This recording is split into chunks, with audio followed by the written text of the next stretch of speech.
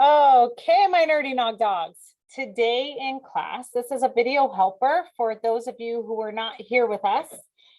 We were working on our who would win writing.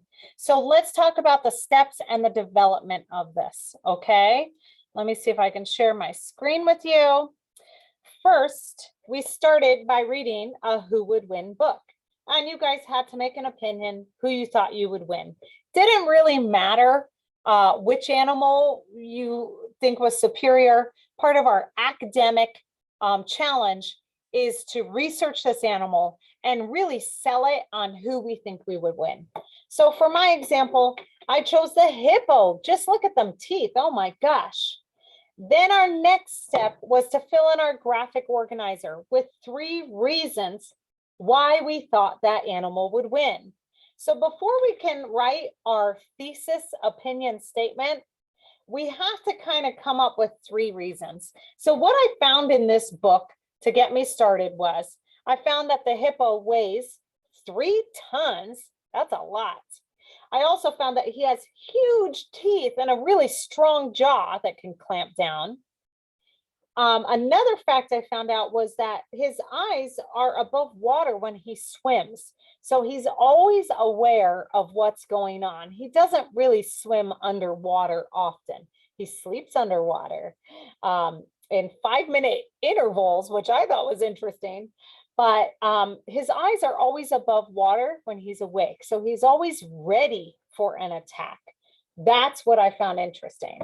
So once I had my 3 reasons, I could start thinking about writing my opinion thesis statement. So my next step was to come to my 3-part statement. First, and this is one long run-on sentence. That's what a thesis is. Kind of combines it. It informs the reader what they're going to be reading about. Any good research paper, any opinion paper needs to include a strong thesis. So how do you write that? Well, first, you need to tell your reader what the topic is and explain what they're going to be reading about. Then the second part is to state your opinion. That opinion is going to come by your reasons, like what your reasons are for your opinion. And what you need to do then is give your rationale or your reasoning. And we generalize those reasons so that we don't give away what we're going to be talking about in our writing. So when I went back to my 3 reasons, I tried to come up with a generalization for he weighs a ton, he has huge teeth, and he swims above water.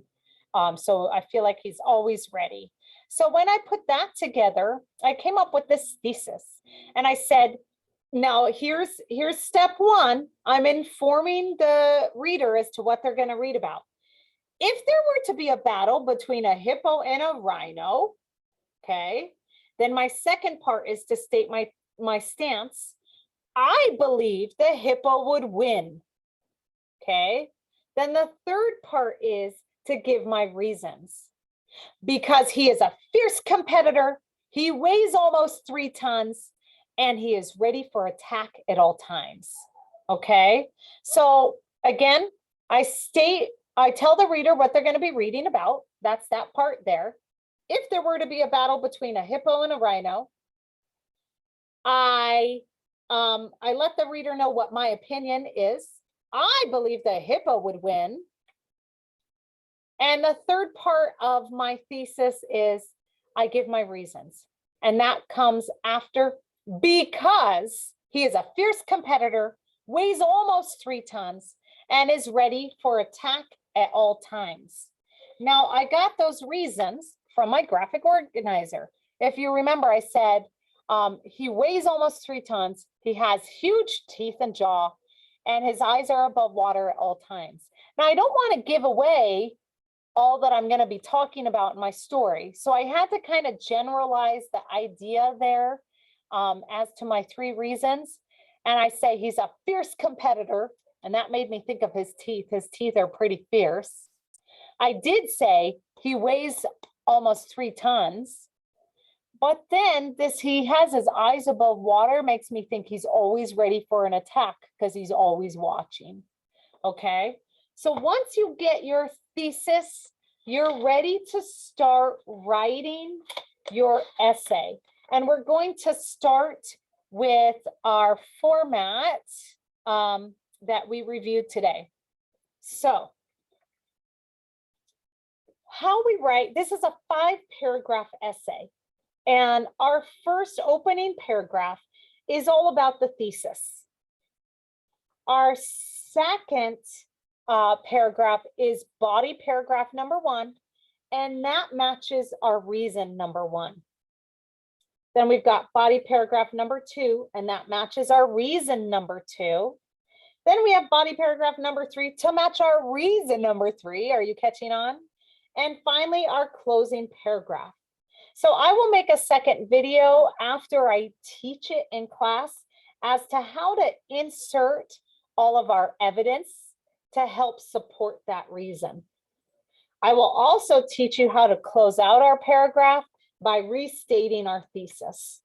But today what the kids did is they wrote their intro thesis paragraph. So a paragraph has to be at minimum 3 sentences. Can it be more? Absolutely. You can include more if you want. But at the bare minimum, it needs to be 3 sentences. Generally, it's going to be a sentence of fluff, another sentence of fluff kind of having to do with your topic, and then finally, your thesis statement as the 3rd sentence. Can you include a sentence following that? Definitely. But your thesis sentence must be within that first paragraph. So let's go back and see what that looks like. Here's my thesis sentence, right?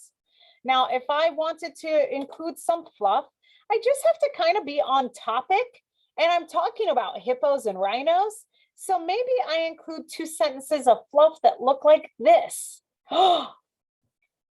Imagine if you were in the Serengeti and lost amongst wild animals. That's 1 sentence. Would you run or would you stay and watch nature in action? Ooh, I included a hook by leaving a question.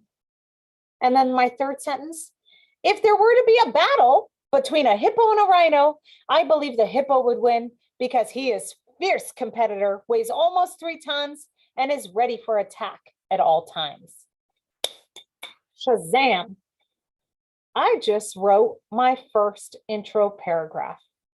1 paragraph down out of 5 total. Pretty easy when we break it down this way. Now, say I wanted to include something different. What I could do, and I did earlier with my class, was I took this sentence and instead I replaced this with maybe more factual information. Maybe I don't want to include that sort of hook. Another style of hook we could include in our writing would be to give facts about the animal. So maybe I start with, a hippo's scientific name is Hippopotamus amphibius. The ginormous animal can be found on the continent of Africa. If there were to be a battle between a hippo and a rhino, I believe the hippo would win because he is a fierce competitor, weighs almost 3 tons, and is ready for attack at all time. Shazam, friends. Thesis statement, opening paragraph, written and done. Tune back in if you need assistance tomorrow and moving on with your body paragraphs, inserting research, and how we can paraphrase. That's what we're going to talk about, because your body paragraphs need to support your reasons, right?